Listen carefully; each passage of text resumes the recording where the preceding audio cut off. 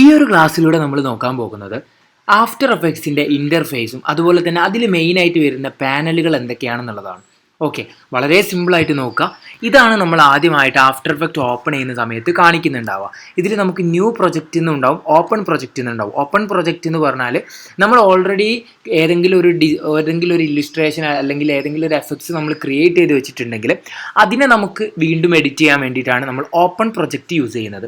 ഇനി new project എന്നുള്ളതിൽ click ചെയ്താൽ നമുക്ക് പുതിയ പ്രൊജക്റ്റ് ക്ലിയർ ചെയ്ത് എടുക്കാനായിട്ട് പറ്റും. അപ്പോൾ അതിനായിട്ട് ഞാൻ എന്ത് ചെയ്യാണ്, ന്യൂ പ്രൊജക്റ്റ് എന്നുള്ളതിലൊന്ന് ക്ലിക്ക് ചെയ്യണം. ന്യൂ പ്രൊജക്റ്റിൽ ക്ലിക്ക് ചെയ്യുമ്പോൾ നമുക്ക് ഇങ്ങനെയായിരിക്കും വരുന്നുണ്ടാവുക. ഇത് ഒരുപാട് കാര്യങ്ങൾ കണ്ട് നിങ്ങൾ പേടിക്കേണ്ടതില്ല, വളരെ സിമ്പിളായ രീതിയിൽ ഞാൻ നിങ്ങൾക്ക് പറഞ്ഞു തരാം. ഓക്കെ, ഇപ്പോൾ ഇവിടെയായിട്ട് കാണുന്ന ഈ ഒരു ബോക്സ് കണ്ടോ നിങ്ങൾ, ഇങ്ങനെ ഒരു ബ്ലൂ കളറിൽ നിങ്ങൾ കാണുന്ന ഒരു ബോക്സ്, ഇതാണ് നമ്മുടെ പ്രൊജക്റ്റ് പാനൽ എന്ന് പറയും. ഓക്കെ, ഇപ്പം അത്ര മാത്രം മനസ്സിലാക്കിയാൽ മതി.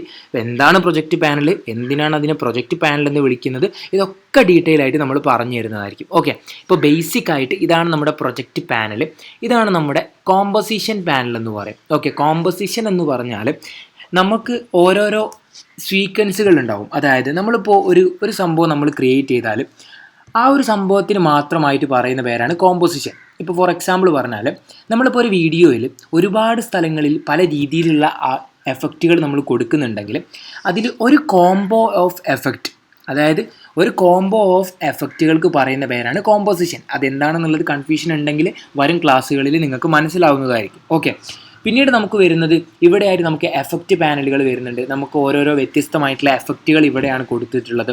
അതുപോലെ തന്നെ കളേഴ്സ് കാര്യങ്ങൾ, അതുപോലെ തന്നെ നമുക്ക് താഴേക്ക് വന്നു കഴിഞ്ഞാൽ ഈ വലിയ പാനൽ, അതായത് ഈ വലിയ റെക്റ്റാങ്കിൾ നിങ്ങൾ കണ്ടോ, ഇതാണ് നമ്മുടെ ടൈം ലൈൻ എന്ന് പറയുന്നത്. ഇവിടെയാണ് നമ്മൾ കൊടുക്കുന്ന ഓരോ എഫക്റ്റുകളും അല്ലെങ്കിൽ ഓരോ ആഫ്റ്റർ എഫക്ട്സ് ചെയ്യുന്ന ഓരോ കാര്യങ്ങളും നമുക്ക് ലെയർ ആയിട്ട് ഇവിടെയാണ് കാണാൻ പറ്റുന്നുണ്ടാവും. അതൊക്കെ നമ്മൾ ഓരോന്ന് ചെയ്യുന്ന സമയത്ത് നിങ്ങൾക്ക് മനസ്സിലാവും. ഓക്കെ, അപ്പോൾ ഇതിന് പറയുന്ന പേരാണ് ടൈം ലൈൻ എന്നുള്ളത്. ഓക്കെ, അപ്പോൾ ഇത്രയും കാര്യങ്ങളാണ് പ്രധാനമായിട്ടും ഇതിൽ നമ്മൾ മനസ്സിലാക്കേണ്ടത്. പിന്നെ നമുക്ക് മുകളിലായിട്ട് നമുക്ക് ഇതിൻ്റെ ഒരു മെനു കാണാൻ പറ്റും. ഇവിടെ file, edit, composition, layer, effect എന്നൊക്കെ പറഞ്ഞിട്ടുള്ള ഒരു മെനു കാണാൻ പറ്റും.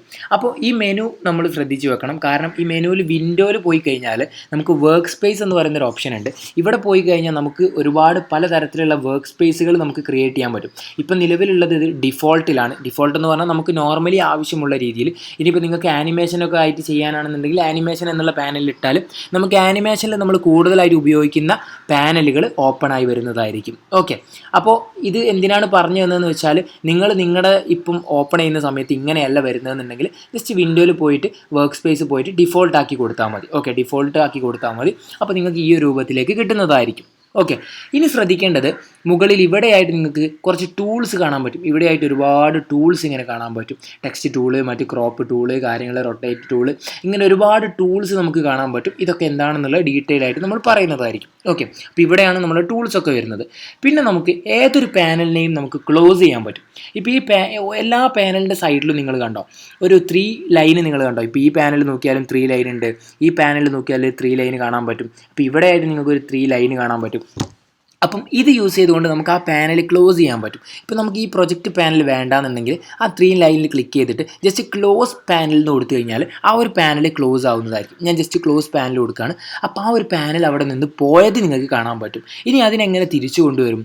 വളരെ സിമ്പിളാണ്. നമുക്ക് ഏതൊരു പാനൽ ക്ലോസ് ചെയ്യണമെങ്കിൽ ഈ ഒരു മെത്തേഡ് യൂസ് ചെയ്യുക. ഇനി തിരിച്ചു കൊണ്ടുവരണമെങ്കിൽ വിൻഡോയിൽ പോവുക. വിൻഡോയിൽ പോയി കഴിഞ്ഞാൽ ഈ കാണുന്നതൊക്കെ തന്നെ ഓരോ പാനലുകളാണ്, വ്യത്യസ്ത പാനലുകളാണ് നിങ്ങളിപ്പോൾ ഇവിടെ കണ്ടുകൊണ്ടിരിക്കുന്നത്. ഈ ഓരോ പാനലുകളും നമുക്ക് എന്ത് ചെയ്യാൻ പറ്റും, യൂസ് ചെയ്യാനും പറ്റും. അത് നമുക്ക് ഇവിടേക്ക് കൊണ്ടുവരാനും പറ്റും. ഇപ്പോൾ നമുക്ക് ഇതിലിപ്പോൾ ആവശ്യമായിട്ടുള്ള ഏത് പാനലായിക്കോട്ടെ അതിനൊക്കെ തന്നെ നമുക്ക് ഇവിടേക്ക് കൊണ്ടുവരാൻ പറ്റും.